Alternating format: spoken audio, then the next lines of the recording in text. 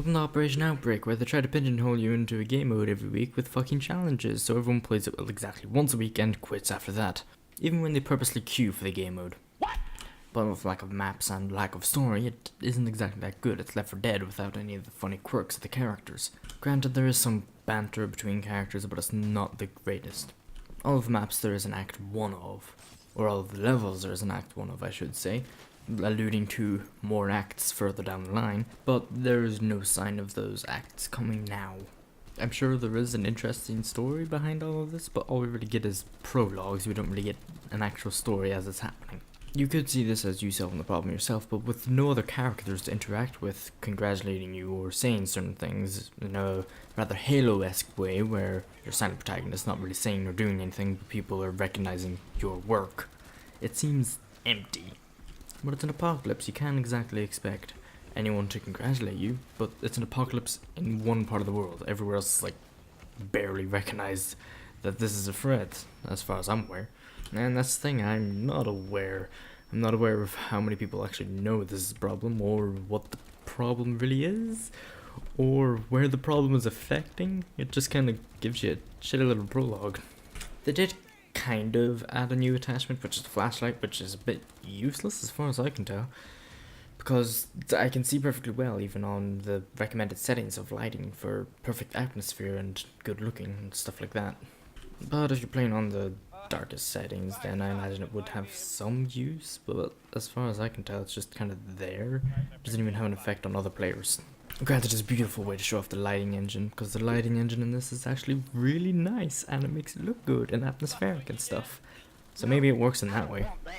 I also noticed they made a new recruit to circumvent having to change the old recruit, because they wanted to give this recruit attachments and stuff like that there to his weapons, but not to do it to the old recruit.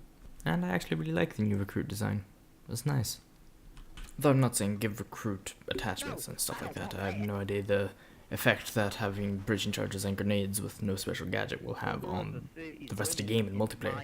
It might be very powerful, it might be actually considerable in game, but right now recruit's main crippling factor is the fact that he can't have attachments. But it could be a good idea to replace our current recruit with a different recruit that can only use one weapon from each division of the base set, give him the ability to use breaching charges and different kinds of grenades and so on, and have him have attachments on his weapons to replace the recruit that we currently have that doesn't have too much of a use, other than just having one grenade, two breaching charges, that kind of use. Now let's get to the rest of the update. It didn't add a new map, but it added 2 attacking operators, which is weird. Also, I'm aware I didn't talk about the last update, because fuck you. I'm still happy to see more and more people are still joining the game. They're clearly new to the game and need some assistance. But I do wish they didn't go into competitive as often as they do. But the new operators are nice. Well, I kind of have to talk about Vigil and Dokkaebi with okay weapons. Vigil's is pretty tight hipfire, and the recoil in Dokkaebi's is insanely tight, which is very weird for DMR. You can just spam it without consequence. As for the 2 new operators, they're actually recycling weapons from the French and the Russian, but they add 1 new weapon to each of them. One of them is a Vector with a lower fire rate than Chimera's, and the other one is an entirely new thing that's kind of underwhelming. It actually has a higher time to kill than the light machine gun she gets, but with a tighter recoil. And as you probably know, Dokkaebi can call phones of all defending operators, and Vigil can be invisible to drones and cameras if the cameras get hacked by Dokkaebi. And Lion can pulse the entire map, even not an area, and see moving operators to counter that to completely stand still or stand on a mute jammer. Vigil is not immune to this when he uses this thing, even though it probably should be. And Finka gives a massive boost to her entire team for a small period of time. It's quite powerful with coordinated teams, as is Lion's, but with random teams it's actually really hard to do something. But with well coordinated teams, sadly something I don't really have as I play by myself most of the time, it can be very, very powerful, almost overpowered. As for what else recent updates do, Blitz is really powerful now. They're getting rid of drop shotting entirely, which I'm very happy about, because I find it to be cheap bullshit and Call of Duty like.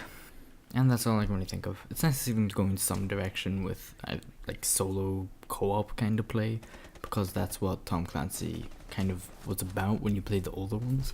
They had a primary focus on team play and co-op and stuff. This game does, but this is solely multiplayer, and you could play single player and still have a co-op experience with AI. So they kind of added co-op experience back against AI. But yeah, I like to see where all of this goes and have fun with it. Kind of want some of the old maps back. I guess I have to go into casual to do that. I don't really go into casual. It's weird going into casual because there's maps there that I haven't played in ages. Right, I'm actually going to properly finish this off.